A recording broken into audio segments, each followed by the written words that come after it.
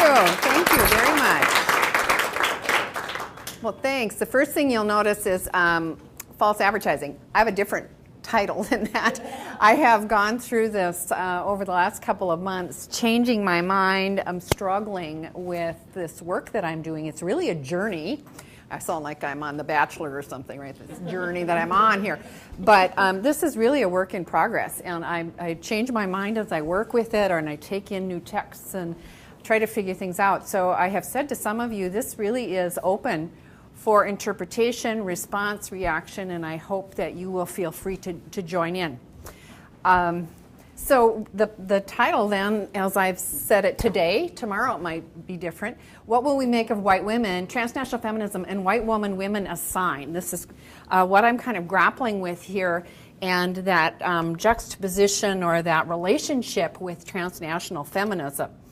So why did I pick this topic, especially since I run the Center for Dewey Studies? No, I'm here at the Center for Dewey Studies. I'm at the Center for Community Engagement at the University of North Dakota, here now doing research at the Center for Dewey Studies, trying to figure out how it is we can think about people's participation. Because it seems to me, after all those years of doing work as a feminist scholar, a feminist activist, that what's missing here is that we don't all have the opportunity to create our own lives and situations and participate where we are in our communities, whatever kind of communities those might be, and that somehow we have to figure that out, because that to me is where power can be changed. So on one hand, I've been doing this work in community, and believe me, I am out and about. We started a free community newspaper where we're trying to model creating spaces for people to be a public. We created a project for rural communities all across the region of North Dakota and northwestern Minnesota. So we're literally out on the ground trying to figure this out. Well, then the other part of me studies feminism and feminist theory, and is now engaged in this interaction with transnational feminism. And I'm hoping that one day they will meet, that I will be able to bring these together. But it still is a work in progress, and I invite you to be part of that. So I do want to make the argument that we have to be transnational feminists now, or should be. As Mohanty says, to not do that means that you're coming from a globally privileged subject position. And if you then are ignoring the global, you really are reproducing colonialism. So you've got to think transnationally. Easier said than done. What does that really mean then? I'm embracing this topic also because we know that white feminism and white women are problematic in many ways, certainly in transnational feminism, where this is the subject of concern, but in other ways as well. Besides the kind of imperial feminism that white feminists have engaged in, we can think about the matrix of domination among women, which people like Kaya Gangula have talked about. And what is that relationship between white women and other women? We also can see, and we'll be seeing later, that white women are used as a sign by, of, and for racism and colonialism. And what will we make of that, and how will we remake that? What can we do differently? And finally, I'm approaching this topic, and as I was thinking about it, this phrase kept coming back to my mind: when and where do I enter? How do I engage with and in transnational feminism? And I don't know how many of you might recognize that phrase. If you have been around a long time, as Eileen suggests that I have been, when and where do I enter? Well, I'm going to remind you, for some of you who may remember this, but I want to be sure to credit the genealogy of that thought. I do also want to make it clear that what this is not, I hope it is not an attempt to recenter white women or the West. And that's always a danger, and something that I'm trying to be very cautious of and careful about. It is not an attempt to rationalize or justify white feminist theory, which is also another danger or temptation, I think, as a white feminist engages with transnational feminism. It's not an attempt to speak over others in transnational feminism. It reminds me of, Gayatri Spivak, can the subaltern speak? Well, can the privileged listen? And can the privileged speak in a way that does not gather the stage, gather the center again? So really, these are conundrums about how you can be a white woman and engage with transnational feminism. So when and where I enter, the phrase came to my mind. It comes from the title of the book by Paula Giddings, which was influential for me back when she published it in 1984, The Impact of Black Women on Race and Sex in America. And she quotes Anna Julia Cooper in 1892, who said, "Only the black woman can say when and where I enter, in the quiet, undisputed dignity of my womanhood, without violence and without suing or special patronage, then and there the whole race enters with me." So when the black woman enters in, the whole race enters. So the question for me is then, when and where I enter as a white woman, as a white feminist, does my whole race enter with me as well? Is it the nose of the camel, right? It brings whiteness in, brings privilege in.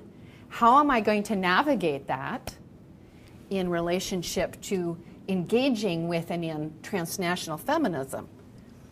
But I am already there. Just like ideology, right? I am always already there in my whiteness, in my gender. So there's really no getting around it, I think, but to be intentional about it, careful about it. So in representations of white feminist theory, I'm a particular scholar in that theoretical tradition. I'm also part of that discourse that transnational feminism positions itself against. Right? I'm already there in representations of white women, and that's the identity countered by intersectionality theory, which I'm sure many of you are studying. You guys are studying the most interesting things. I'd like to hang around and see more about what you're studying. But many of you have probably heard about intersectionality theory, right? It's a way to try to understand the intersections of race, gender, class, other forms of oppression. And so it came about as a way to kind of counter white women thinking they were the world, right? We're woman. Well, no, that doesn't quite work. So here I am, that white woman, positioned against or countered by intersectionality theory. And then I'm already there in representations of white woman, that semiotic tool of cultural, political, economic actors that is circulating globally, those circuits of visibility in that great phrase, the name of the book by Rada Hegda in 2011, circulating globally. So I'm there.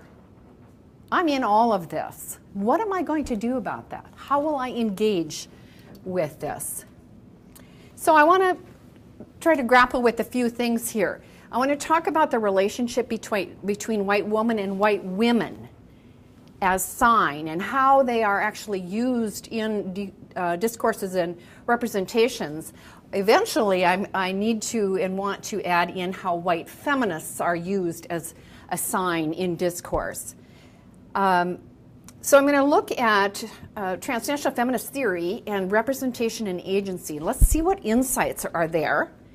And then I want to identify some of the areas that need some further work on representation and agency. And then I'm going to use an example of this happening. We can see it in a documentary film called The Glow. For a minute I thought it said Grow of White Women. Glow of White Women. It's a South African documentary by Eunice Valley, released in 2009. Does anybody know that documentary at all?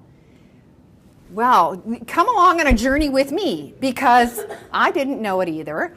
I viewed this, and I want to thank my graduate students in the class I'm teaching this semester called Gender, Culture, and Communication, because they've watched it, and we have discussed it, and we've had some very interesting discussions about it. And I think we can maybe see some of the difficulties of how there's conflation among some of these categories of white woman and white women, and the impact, the spillage, and the ideological consequences of it. So what about some key insights here from transnational feminist theory about representation? Well, a very obvious one, important one, is one about the relationship between this notion of woman as this kind of collective representation, and then women, which is another really a collective representation of historic subjects. And we have people like Mohanty in 2003 clarifying Teresa de Lauretis, who initially was very good at pointing this out. Mohanty says, well, what we've done now is we've made this category of third world women who constitute this other group of women. We learned better that woman was not everyone. It really was white woman, right? But then this whole women, this historic subjects, has become this catch-all to homogenize groups of women, other groups of women, and we need to pay attention to that. And Mohanty says, it really is the major thing that we need to do in feminism, is unpack that, pull all of that apart to see what's going on there. People like Valdivia Angie Valdivia, have pointed out how the female body is used in the struggle over national imagery. She's using it about describing Latinas and how Latinas function as a sign, really in an ambiguous relationship between white women and women who are maybe more brown or black, and they can be used to signify different things depending upon the use of that representation.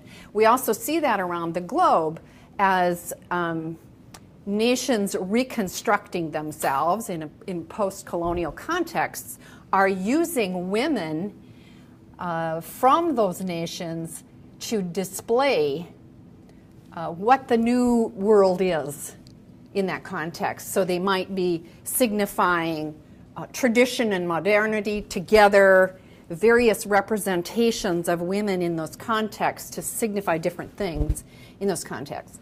Another key insight has been about global circuits of visibility, referring to that again. Hegda, looks like I transposed the G and the D, sorry there, and how these circuits of visibility are really reproducing colonialism in some new forms around the globe. Now, what needs more attention as we look at transnational feminist theory and representation? I would say that, and I'm seeing the need as I look at this particular documentary, that we need to look at who is authorizing these relations of power. Who authorizes these representations? They're not authorized by those who are necessarily being represented. We need to see more and look harder at the relationships and the differences between white women and white women. We'll get into that a bit, in how those are conflated and how differences among white women are overlooked, obscured, and they're made homogeneous as a group. Then we also need to take a look at representations and differences between white man and white men, who I think have been escaping some of the scrutiny that they might need here as we're looking at authorization. Who authorizes these representations? So these are some of the things that I'm thinking about as I look at transnational feminist theory and representation, and thinking about the different ways that white women can function in discourses and representation as white women as historic subjects, and then as white feminists in feminist theory. And like I said, I'm not going to have as much time today to get at that particular representation, starting with the other. What about some insights about agency from transnational feminist theory? it's Ophelia, I think is her first name, Schutt, who talks a lot about, and very helpfully about, thinking about agency and how oppression is not so much necessarily a lack of, but a diminishing of agency for your own good. And that is a way that oppression functions. And I've been thinking about, well, how does that function then for privilege? Does that mean if you have privilege that you actually are, you have agency for your own good, but maybe you're also blocking agencies of others and agencies for the collective good, because it becomes something very individualistic and self-fulfilling. Mahmoud points out that you have to see agency as a capacity for action within relations of subordination, or as Marx said, we act but in conditions not of our own making, right? These are relations of domination and subordination, and you can be an actor, have agency within that, but you have parameters caused by those relationships. Rakow points out whiteness unwrites and rewrites itself, unmakes and remakes itself. Now there's an insight about agency. How does whiteness function globally and remake itself, squirt out in different ways if blocked somewhere else? And this is where I'm interested again in what's the agency behind that? Someone, something must be doing that. And then another insight about white women's agency. Complicity and resistance have been two very common themes in transnational feminism about white women's agency, that they can be complicit in carrying out oppressive ideologies, or they can be resistant and be anti-racist, anti-colonialist, etc. And then along comes others like Victoria Haskins, who's pointed out, well, there are other ways. We can go beyond complicity and resistance to things like performativity, subversion, and collaboration, that those are also ways that white women both perpetuate and challenge ideologies that they are caught up in. And I can certainly give you the resource or the citations on any of these if you would like to follow up on it. So what are some of the things that need some more attention then? I think we need to take another look here at agency of white men. And that just, when I say it, it even sounds like I'm just being so accusatory. But we've been talking about agency of white women, and that's problematic, potentially. So I think we need to talk about what's problematic about white men's agency. And I'm fascinated by how the development of men's studies has gone into masculinity studies. And now what I hear, maybe it's just on my campus, but I hear the phrase hegemonic masculinity. Right? Everybody kind of knows, you've heard that one? Hegemonic masculinity. Very helpful phrase, isn't it? What's comparable in women's studies? Think about that. Yeah. Hegemonic femininity. Yeah, we don't have such a thing, do we? Well, it depends who you're reading. Right? Okay. You could argue that there exists a hegemonic femininity that emerges out of whiteness, but isn't titled as such because we just call it white feminism. Right, right. Well, but it's beyond feminism, isn't it? Wouldn't it be white women? Yeah. So, what's the difference between masculinity and women? I'm not equipped to offer a... All right. Well, that was good of you to speak up. We won't. Yeah, please.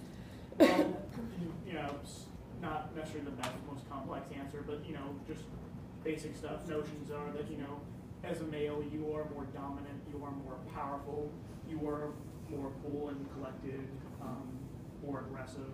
Okay. That being said, I'm not arguing for this at all. I'm just saying that's really what that term represents. Very good. Thank you. Absolutely. And I think we can all recognize that when we use that term, hegemonic masculinity, that's what we're referring to. But notice the difference, and I appreciate your point that really you could say what we're talking about is hegemonic femininity, but we really don't. We talk about white women. And there is a distinction there, don't you think? Because when I say hegemonic masculinity, masculinity is something you can kind of step out of.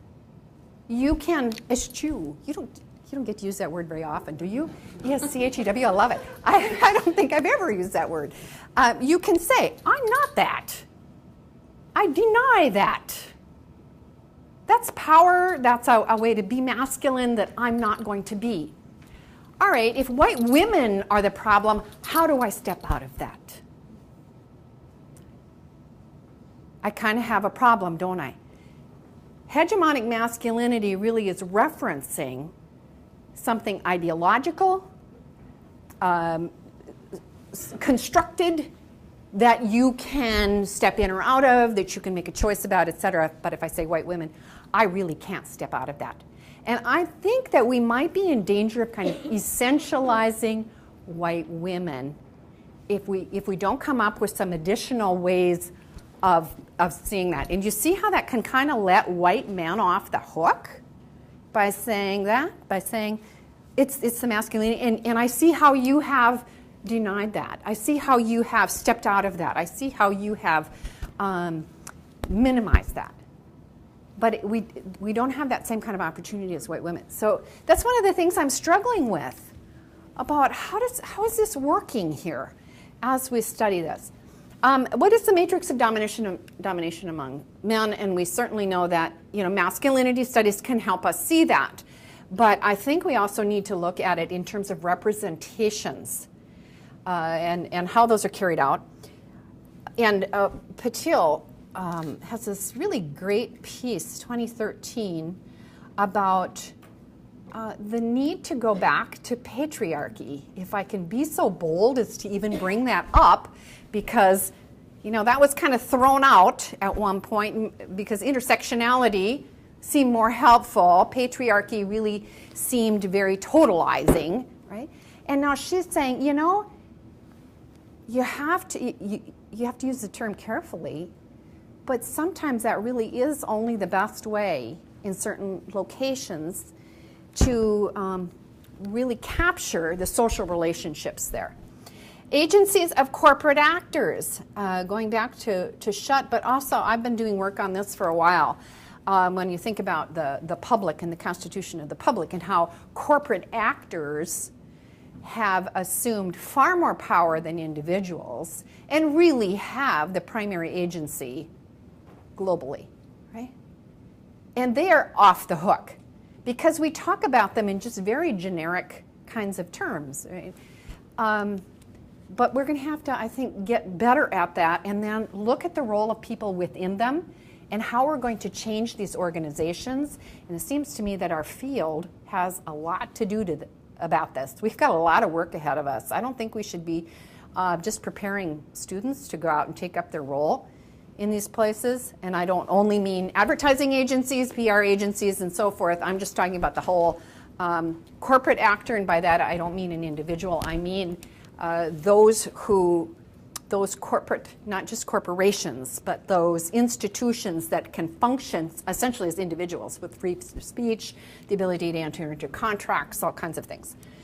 And then agency arising from ideological positions, which is where I think hegemonic masculinity, that term is helpful because it's like, I don't have that ideology, I'm gay, there's all kinds of things here that mean I can separate myself from that. I think we need to figure that out and do some more work with white women in that regard. And this is where I think we need to be looking at representations of white men, and then white institutions, and the agencies that they have and who carries out that agency and how that gets done. So this takes me to this documentary that I found, The Glow of White Women, produced by Eunice Valley, who is the man in the middle, surrounded by the women, white women, in a collage. It's an hour, 19-minute documentary. It's actually award-winning. It won an award from, let me see if I can find it, the Indian Film Festival of Los Angeles in 2008. It was the best documentary.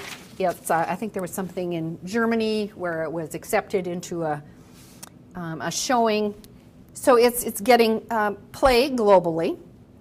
It was first produced by Little Bird in 2007 and then released by Link Media in 2009. And it's about him growing up in apartheid in South Africa. Well, why would I even be interested in this? Why do I choose this text now, having laid this groundwork here about some of these difficulties of understanding white women and white women as sign? Well, I really am invoked, hailed, interpolated, represented by the text, all those great words we use in cultural studies, right? The glow of white women. Ha! That's me. I can't hide. I have been pulled out, haven't I? Pulled out for that text, invoked, hailed, interpolated, meaning my subject position and ideology kind of knit together right there, represented by and in the text.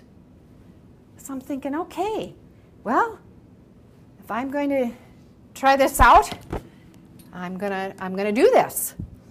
And I'm in it because I'm part of that undifferentiated universal white woman that's being invoked. And I feel like I'm being held accountable for historic subjects in specific contexts.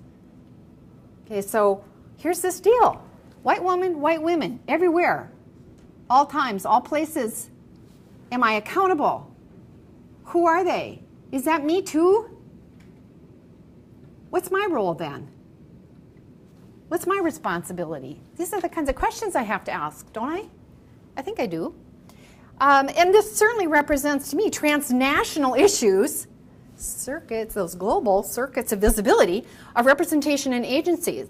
White woman as semiotic tool of ideology, and white women as what Valley calls villains and victims. These are his terms for white women.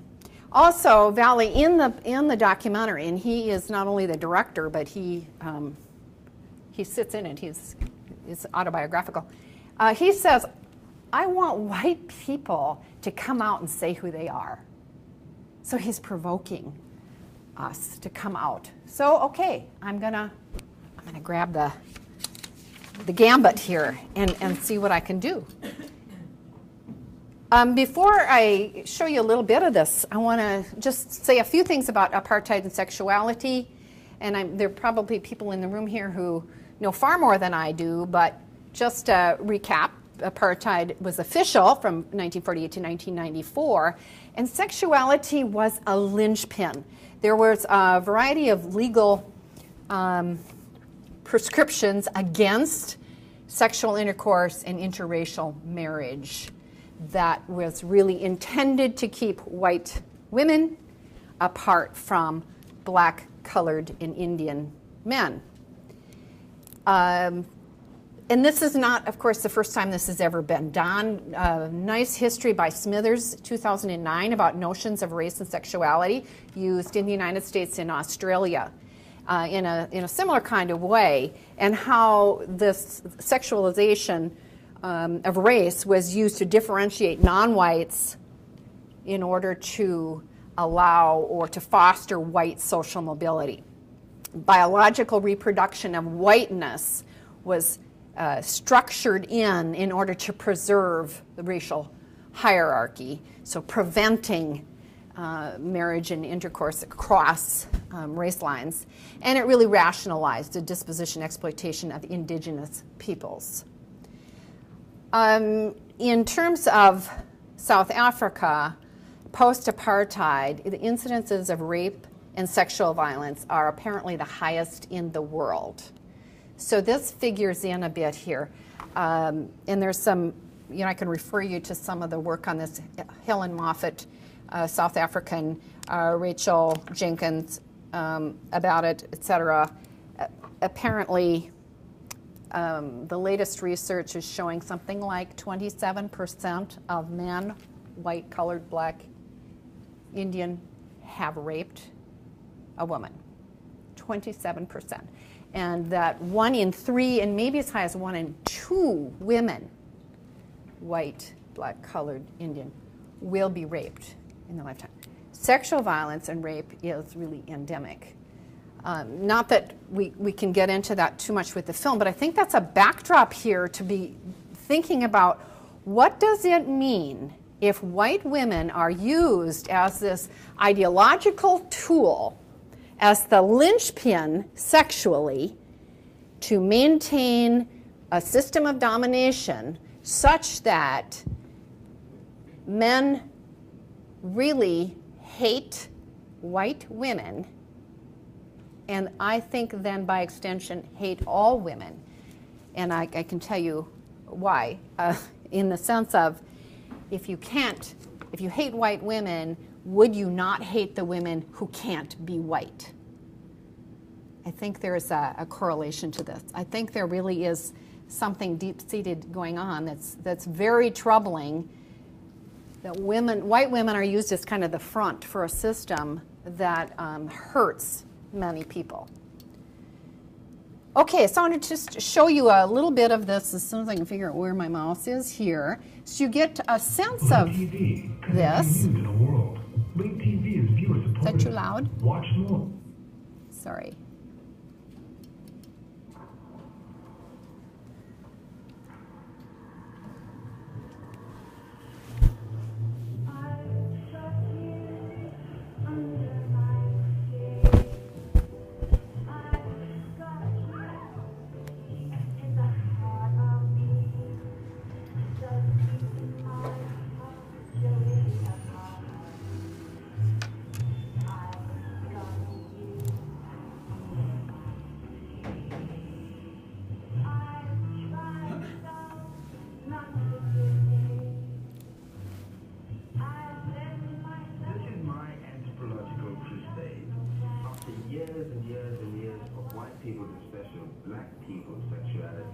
Putting them in little bottles, monitoring their heads, measuring the size of their dicks, all of that.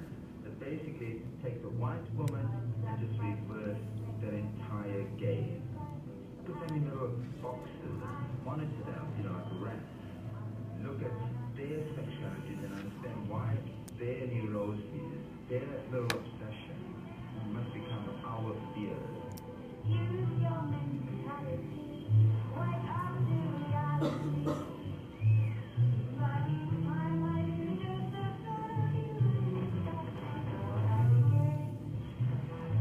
idea of white women in one of the most darkest continents in the world, and how their sexualities get played out. So, I've chosen white women because I think it's a lot more important to maybe tell sexual history of the concept. So what their desires were, how do they feel? When the black boys with their old sweaty woods in the garden, bringing them out of tea, right, while their husbands were protecting their little virginities out there on the borders of Botswana or wherever. Like, what the hell, because basically that's what it was about. I mean, I think women and white women represent something interesting in that way, because they were villains and victims.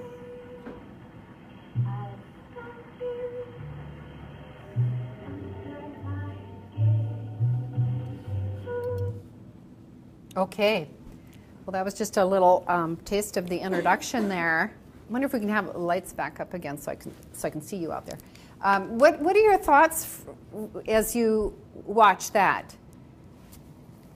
How did you feel about that? I can tell you I had a lot of mixed emotions. So I don't know if you felt something mixed or what. Anybody want to say how you felt about it? Nobody wants to say? Yeah. I think that there's something interesting about reversing the gaze and, right. and turning it, but there's still the issue of like the ultimate power. So if it's the white man who is dissecting blackness and skull studies and things like that, the ultimate hierarchy of power still isn't swapped completely. So you still have the issue of gender, men turning the gaze toward women. So it certainly raises some issues of agency. Right. And to what extent were white women complicit? Because he talks about, there they were being served tea, by the sweaty black gardener, and able to have that kind of relationship of domination. And yet, when you see all those images, there's that global circulation, right? Wow, all over the place. And one thing he says later is that he grew up making collages like that. So that's the theme that running through, where he is cutting out these images of white women. And he did that as a child and made collages. And he's now a designer, by the way. So, any other kind of feelings? I mean, I really felt like I don't know how to feel. I feel guilty. I feel bad. I feel awful. I feel responsible. I feel, you're right. Oh, on the other hand, I hate those images of white women. I don't want those. So if you're not willing to say how you feel, I'm willing to say how I felt. I'm quite mixed about trying to figure out. Now, my students, yeah, over there.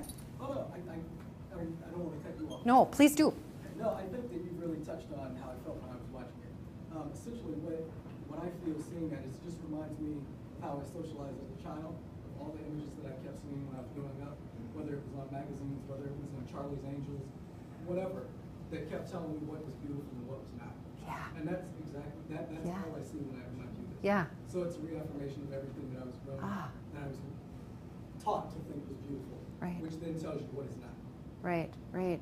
And so, what were your feelings? I mean, that brought up those memories for you. Did you have mixed feelings then about those dang white women get to be beautiful? As I was sitting here, Not in this room, you wouldn't think that, huh? it just made me think. Yeah. A lot of potentially conflicting feelings. Absolutely. Yeah. Okay. So I'm not the only one who good. Thank you. I feel affirmed by that. Thanks a lot. I think there's just so much that's going on in this that it's really hard to know how to feel. He does say these things. Oh, were you going to say something too? You can keep talking. Okay. Well, go ahead. It did remind me of something, and this is my memory of somebody else speaking a memory. Okay. But somebody was talking about a very, and I'm going to say one very horrible thing that was said. Somebody's talking about a horrible thing that was said. They heard when somebody talked about their fear of being raped, and then the other person, they were overhearing this conversation, so memory of a memory of a memory. Anyway. Right. But then the other person talked to them jokingly, said, "You're too ugly to be raped." And here's where I go into the layers. It's like there's these layers of injustice. On one hand, you have the image we're putting of white women is injustice to them because it's putting a hypersexualized, glossy expectation on them that is inhuman and should not be expected of anyone. At the same time, beneath that, there's this other layer of injustice, and that what we're doing to them is terrible, but to the people that aren't even white, you're so terrible we don't even want to do this to you. So it's just like these strange, conflicting, contradicting notion, of just a tangled up, messed up system. Yeah. It's kind of depressing and overwhelming. Yeah. Ugh. Let's not go there too bad. But yeah, I know it's got a lot of layers to it. Anybody else? Well, these are things that he said, and I think all black men should be obsessed with white women because they were denied them. And wow, that's a really powerful statement, and it also is a very powerful way to enforce a structure of domination, isn't it? And then what does that set up? What kind of a dynamic does that set up? Well, you're going to see the dynamic in a little bit here. He also said, my relationships with these images was far more significant than my sexual encounters. He is a self-proclaimed, how do I want to say this? Many sexual conquests of white women. He proclaims that in the documentary. And we actually get to meet some of them. We meet a woman that he spent 10 years with, actually, and apparently did love. There was a relationship there. They didn't live together because he says, I could not live with a woman. They're too silly and trivial. So, there's this kind of, love-hate relationship, right? And that those images were more significant, his relationship, because they were with him longer. they lasted under the bed, in the cupboard, etc. And they were more meaningful because they had my full attention. And after all my sexual explorations, I think it's white women's sexuality is an empty continent. Scared, petty, trivial, empty, vacuous continent that served up, finds some recourse in being little bossy madams because it's so frigid and empty. And he's provoking. He's intentionally provoking. You know that when he says it. But he wants, as he says, white people to come out and say who they are. So I feel invoked by the text. How can I feel? I don't know how to feel. But mostly bad in a lot of ways, right? Guilty, but so there are, however, women, real historic subjects in this documentary that he interviews. After having done all of the collages and all of these images, and it goes on throughout of these images, at the end there's a huge billboard of a naked white woman lying on the ground, and he's walking in front of it. A very powerful statement. Well, here's one. This is Tessa. Tessa was it was called a photo story, very popular in South Africa, and she was the model in this photo story book that he liked a lot as a young boy. And he finds her and interviews her for this film. And she has to say about this, I might have been horrified at the time to realize that these black and Indian and colored men were viewing, really paying attention to this. But she says, I didn't realize it. It was a racist time, but I didn't have those thoughts. It was fun, and I got paid, and I was vain, and I wasn't thinking about who was reading it. And I'm gonna skip the clip of it because I want to make sure we have some other time for some other things here. But what's interesting to me is her kind of representing herself, although she was selected. She's in this context we never want to forget, right? That representation of yourself is not always unproblematic. But this notion of vanity, I think, is an important one. It's one of the responses that white women can have to these kinds of representations. If, of course, you happen to be beautiful and fit that role. And then we have someone else, Charlene Smith, a journalist, who, if you go on the internet, you will find all kinds of things by Charlene Smith. She's got a blog. She has been anti-rapist activist for a long time here, and was herself raped. And if I can find my click, come on, where are you? Nope. Well, I think what I'm going to do is skip that one too, given my time here, and I'm going to show you a different one. But what she says is, when she was raped, she reported it to the police, and said, "Well, he was good looking," and they said, "How could a black man be good looking? Are you kidding me?" And spins out the story of how this rapist had it was a serial rapist, raped 8 women, and the police created a mugshot of him. And she said they created a monster. And we all said, that's not him. And so they went out and looked for this monster that the police, who are white men, I just might point out, had created. So a very complicated kind of situation here with rape between white women and black men. Then he, through the documentary, has a real obsession with beauty pageants, did apparently as a child. Very tied into the whole global beauty circuit, if you will. And as soon as I can cue this up, no, come back. This is Mrs. South Africa in 2006, and I want to show just another case of. Does anybody have any idea why I can't click on this one? I'm losing my mouse. There it is. Okay, and what I'm going to do here is find her. at 1 minute 3:10. Feeling it's just quiet down. You want to like really sort of like, you want to provoke wives to come on and say There. what they are. There's the line.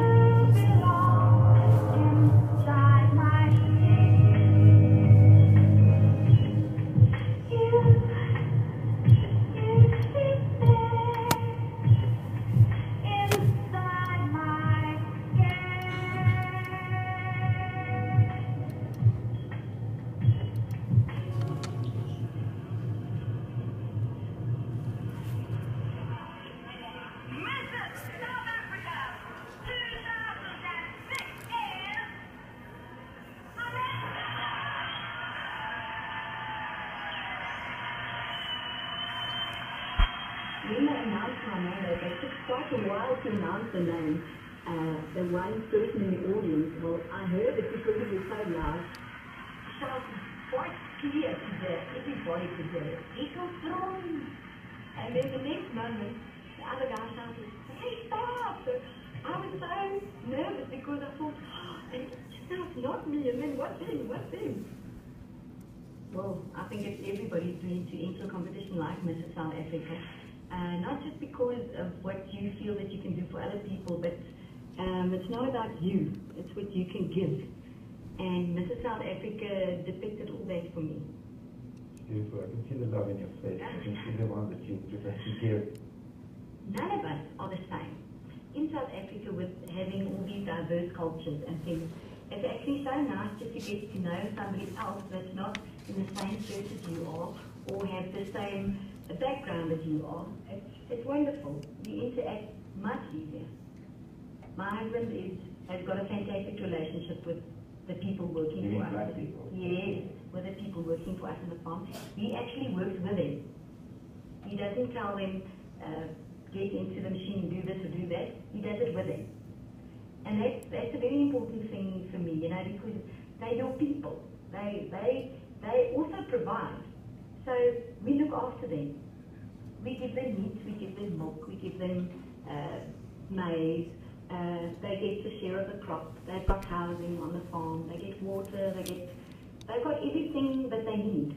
The salary that they get is actually a very good salary.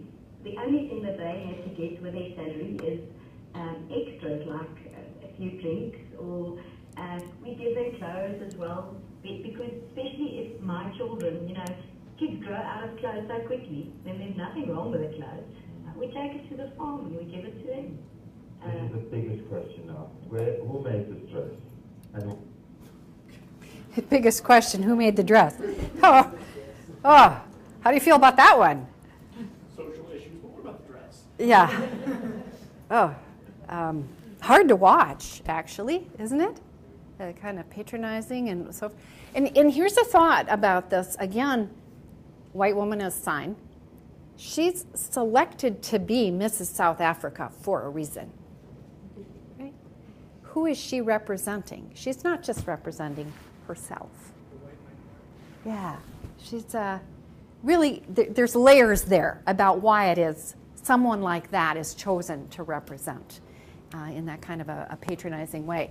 Well, I just want to make a few observations, and I know we're running out of time here, but occurs to me that I hope you can see the difficulty or the multi-layeredness of representations.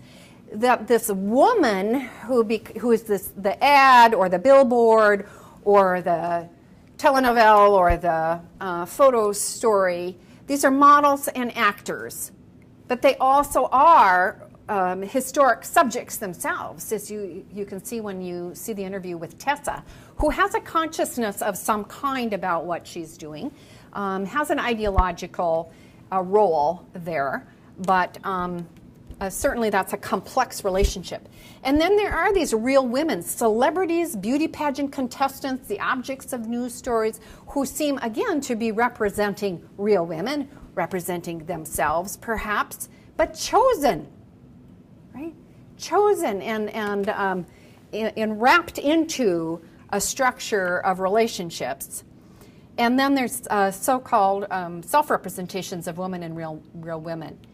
So a great deal of complexity there about the layers of these and how they conflate the slippage, the interchangeability that happens between the two of them.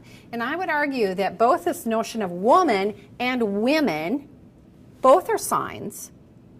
And for white woman and white women, those function quite differently than those for women of color. White women as subjects then seem to prove the truth of white woman. And I thought of that with Mrs. South Africa, that when she talked, I went, yeah, you just proved the case, didn't you? Right? It seems to prove the truth of the sign when you have those people representing the position.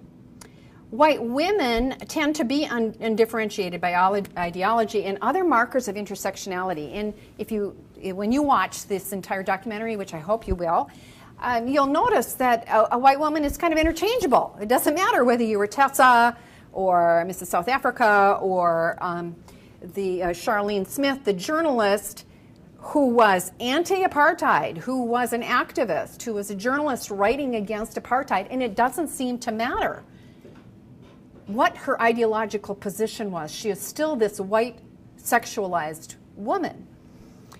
And that makes all white women then worthy of disdain and anger, culpable regardless of their ideological position, which is ironic because there is a male character, a roommate of his for 10 years, a white male. He doesn't have the same kind of response. He can have a different ideological position. That's that rejection of hegemonic masculinity, right? I can reject it and then don't hold me culpable for it. But white women can't step out of that ideology because it is bound up with their bodies and appearance. And we apparently don't have any ideologies, I guess, I don't know. And we have to look at then who has authorized these. They're not authorized by white women. That does not mean there's not complicity. That does not mean there's not ways in which white women really need a wake-up call and have, I hope, have had them in some ways. But we do need to look at the beauty industry, which is an ecosystem that includes beauty pageants and products and advertising. Interesting book by Jones, a man from Harvard who's did this history of the globalization of the beauty industry by political regimes, publishers, reporters, advertisers, artists, filmmakers, etc. You know, these systems, these circuits are being created and not necessarily authorized. Observations on representation and white man and white men, generally invisible, cloaked by policies and institutions which tend to carry out their agencies. And it's accomplished by being a withholder of masculinity from other men. And that's a theme running through the documentary about, we were denied these white women, and so by possessing them, in essence, we can be competing at that level. We can make ourselves men on a par with white men. And so, it just leaves me with some questions about who authorizes representations, the connections between white women, white women. How can we differentiate women as historical subjects in particular times and locations? What are the sites of agencies, ideological positions held by white women in specific contexts?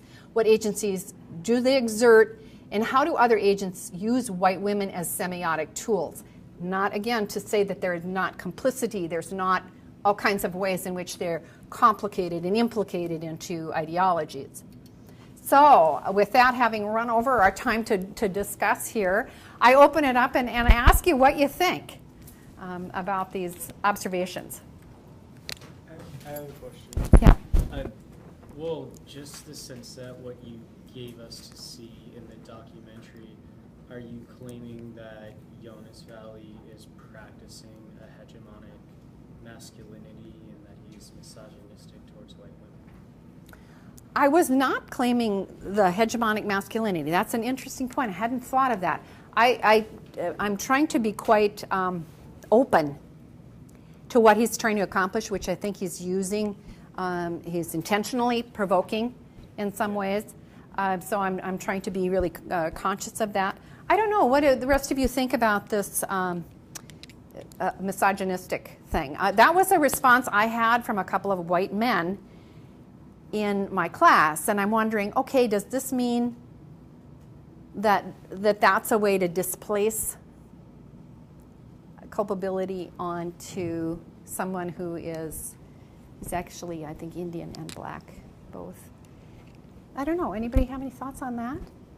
How do we view this? I mean, it's a kind of an understandable reaction to white women, given the circumstance.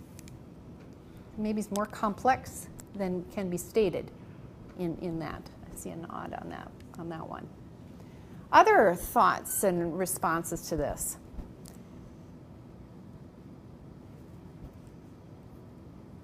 Either you're all mad at me or you're all depressed. I can't tell which. Yes, please. More, like for me, I haven't seen the documentary. Yeah, so it's to see that segment, it's kind of like I really want to jump in, but then it's like, okay, well, I don't know. Yeah. So it's just, but the issues raised here today were definitely thought-provoking and trying to wrap my head around a few concepts. So. Okay. I have to tell you, it was interesting you use that term because I said to myself, I teach public speaking too, if somebody in here is required to come to a speech. I said to myself, okay, what do I want to accomplish? What would I like to see happen? And I think what I thought to myself was to be thought-provoking. That I don't think there's no one way to see this. I think it's kind of dangerous ground, actually, for me to be on, right? I mean, this is tough to walk this. But that if I could provoke some thinking about, well, what are we going to do then? How does this work? Is this, how are we going to account for different representations in different times and places, and people as historic subjects who are implicated and may not have other ideological tools to draw on to explain it? I mean, these are all pretty complicated, aren't they? Yeah. And we love that in communication, right? That's what I always say to my students. It's very complex. That's kind of, it gets me off the hook. But it's true that and that is what transnational feminism, as all feminist theory has done, but transnational feminism, I think, just is really cognizant of that there's no stopping point. There's no point at which you said, oh, well, now we got that figured out, and we don't have to do that anymore. It's very... it's always undermining itself to try to understand the complexity of the global, the local, through time, ideology, agencies of real people, historic subjects in relationship to representation. Ooh. Yes? Just a quick question. When you talked about to hate white women would be to hate women in general, and then you discussed like the matrices of oppression and the constraint of agencies. Can you talk more about that in the sense of, because let's say someone is constrained, if their agency is constrained and their anger is directly correlated with the constriction of agency, how does that apply to the whole gender? Yeah. Well, to me it raises the issue of then how do you express that anger? How do you express your agency? And there must be something going on that it would be expressed against women, whether it's white women or women of color, right? So that's that level that I don't think we can forget. Because you could express it in other ways, like go after the man. Why doesn't that seem to happen? I feel like white women are kind of put out there as shields in some ways. It draws attention. The spotlight then is on these representations. And the other agency that puts those out there is really quite hidden, very hidden, right? Who authorized all those images? The billboards and the ads and the products that whiten skin and all of that. And again, that doesn't mean that white women don't get caught up in this, because what are your possible responses? Vanity, if you yourself can play that game. Or I think maybe where white feminists go with this is to look for authority. Or white women, other white women, looking for positions in which you can recoup. If men of color might be looking for masculinity, which is, I think, what Valley was suggesting, what are white women looking for? It's almost like a shell game of trying to find the source of power. Yeah. Of the validation. How do we keep following back to see where it is? I think that's where we get to the problem is like how the hierarchy has been based in this country.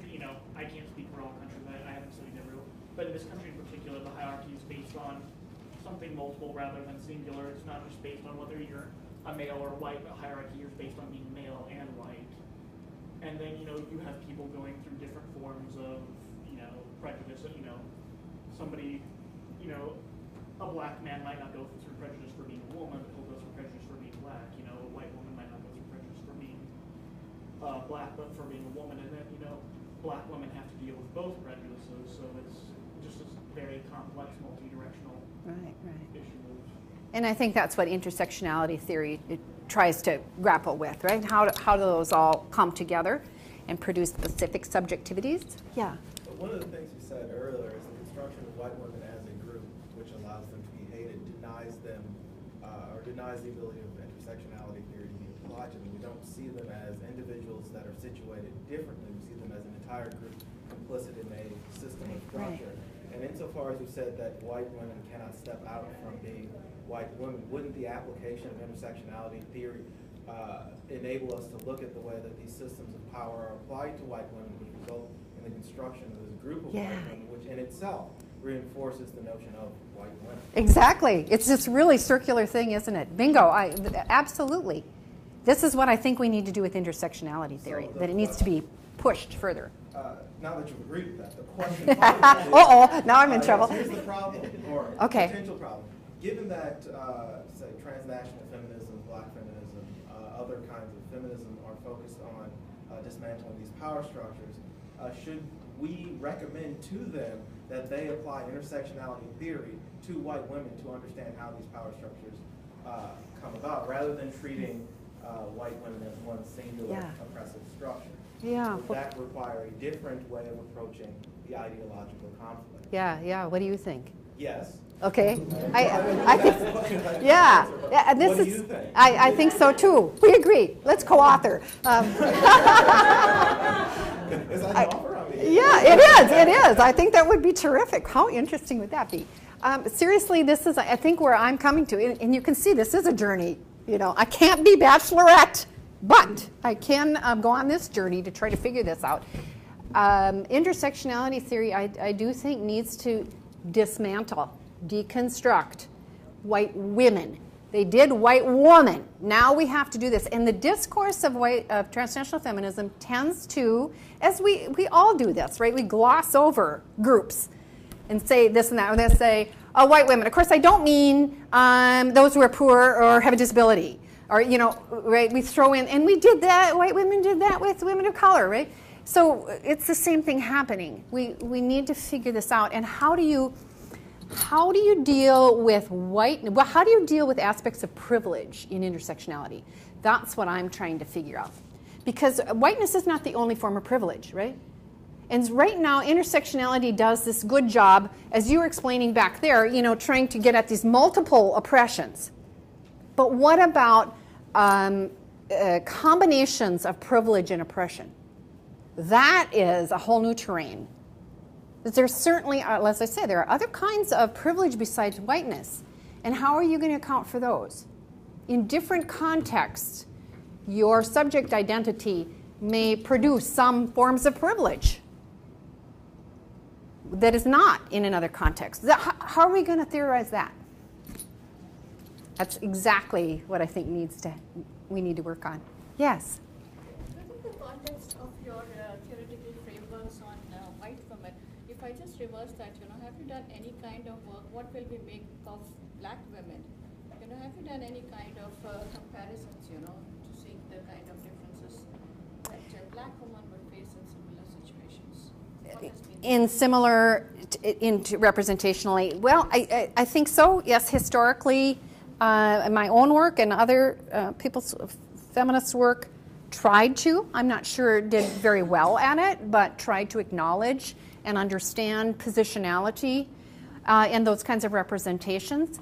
I think in this case, what I'm trying to figure out is my own subjectivity in relationship to whiteness. And so this is where why I put the caveat of I'm not trying to recenter this on white women and white feminism, which it seems like. On the other hand, studying someone different from myself with a different subjectivity presents its own problems. Kaya Gangula's piece on representing others, is that the name of it? Is, I think, spot on in terms of that difficulty in relationship. So what I've done with my own work historically has been to try to put work by women of color alongside of or with mine or wherever I could to have them represent themselves about their own representations so that it is not me parroting. This is what it's like to be represented when you're a black woman. This is problematic, I think. So yes, this is a struggle that I have had for a long time about how do you engage and incorporate other positionalities beside yourself. I think we have time for one more question. Okay. And Lisa has been raising her hand. Oh, I was yes. just going to ask if you have a term to counter position for hegemonic masculinity. No, help me. Give me a term. Give me a term. Going once, going twice. We need a term. That's the ideas, everybody. Okay. I think you're going to have a term. Oh, we'll put it in our paper. All right. Well, thank you so very much. What a great audience you were.